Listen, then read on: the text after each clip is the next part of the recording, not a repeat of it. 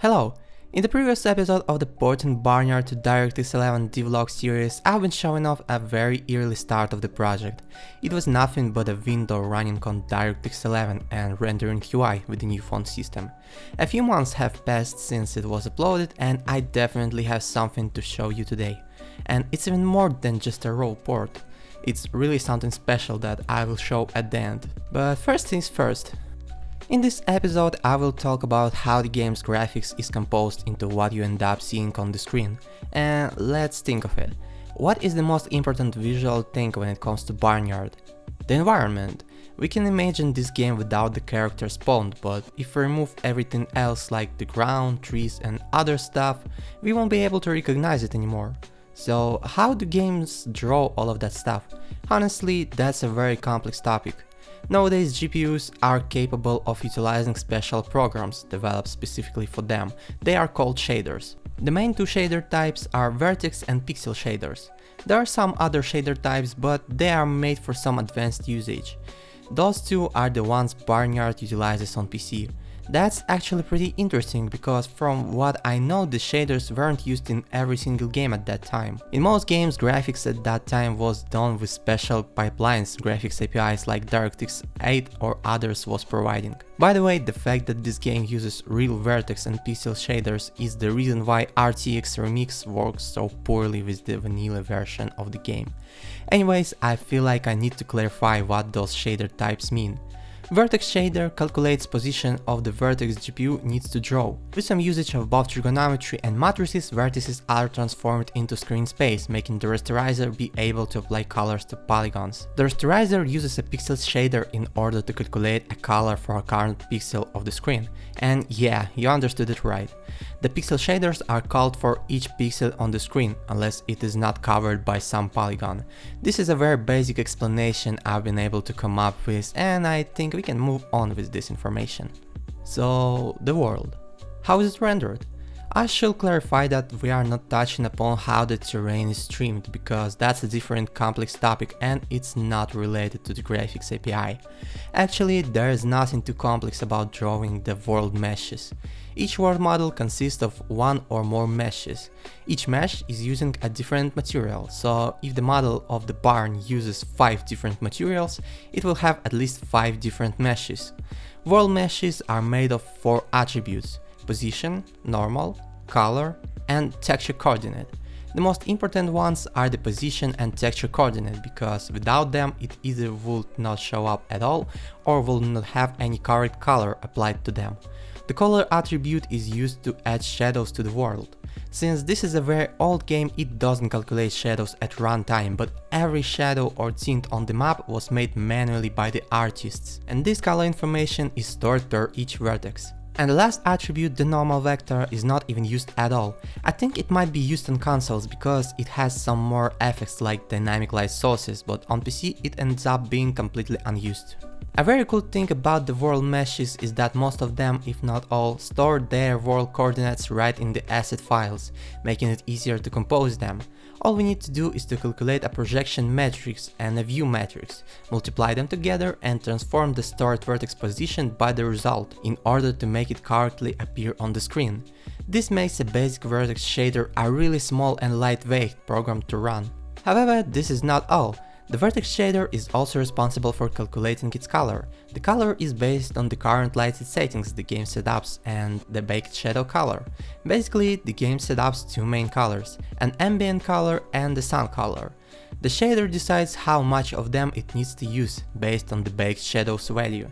And that's it. What the pixel shader does then is much easier. It just takes the textures and texture coordinates, gets the colors from the texture, multiplies by the color vertex shader calculated, and outputs it to the screen.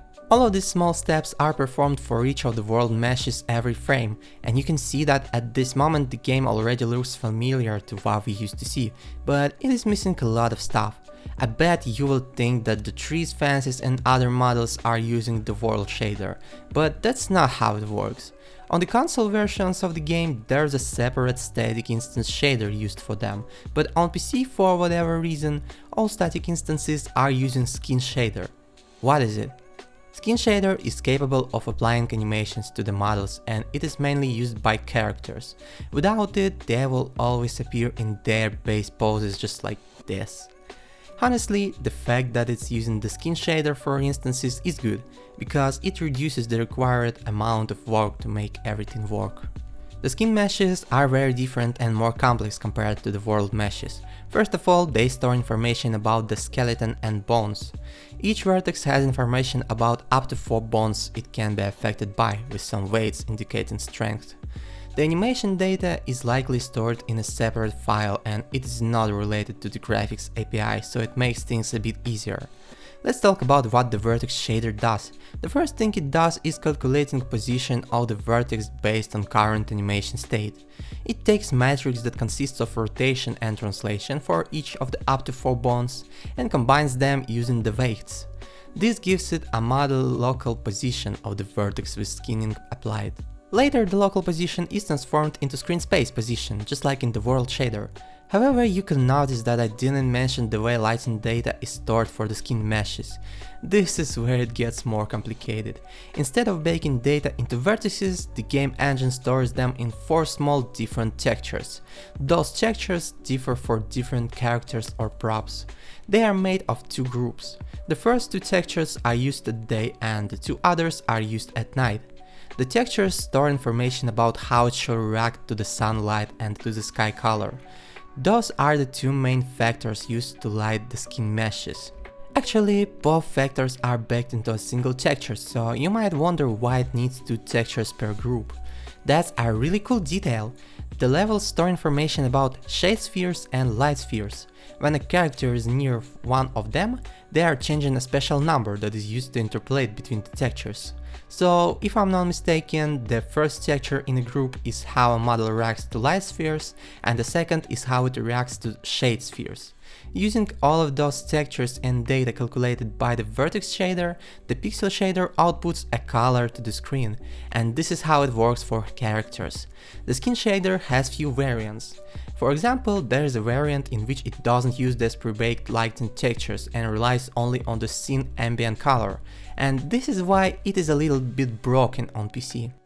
Both trees and other props are using the same pixel shader with no pre-baked lighting, and the used ambient color is green for all.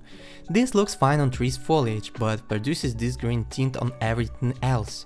Honestly, I have never been noticing this until I worked on implementing the shaders, and it got me wondering if I did something wrong. I was really surprised that it looks the same way in the PC game. By the way, on the consoles it looks correct, because it uses different shaders for the props and the foliage. Adding the shader into the game will make it look almost identical to the original.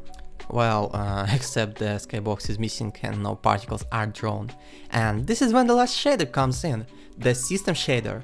It is used for all geometry that is not stored in files and is generated at runtime. It will not be possible to notice, but the skybox dome is generated dynamically, and with some hacking you can even adjust its quality. The particles are also generated at runtime because they have a lot of randomness and have to be easily adjustable. The cool thing is that the system shader is a very easy one. It works almost identical to the world shader, but it's even simpler, so I'm not going to waste more time on it. And now the game looks identical. Thanks to the fact that the game now uses DirectX 11, we can enable some cool things like MSAA, which is an anti-aliasing algorithm that makes everything look better. And not just that, we can do anything we want about the graphics in this game. Of course, if you want to implement something complex, then it needs some work on the backend too, but taking the code base of Open Barnyard into account, it can easily be done. So now that the DirectX 11 port is done, you can download and try it on any of the Discord servers from the video description. From now on, it will be bundled with the mod loader as a default option. I've tested it on few computers and it seemed to work, but perhaps it might have some issues on other hardware, so if you encounter something, please let me know. And I hope you remember that at the beginning of this video I have promised you something even better than just the port. This summer Barnyard will turn 20 and I'm working on a remaster with advanced graphics specifically for the anniversary, so expect it to release this summer or early autumn. You can see some work in progress gameplay of it right now. I'm also publishing some small updates on the Discord sometimes, so join in to stay up to date. See ya!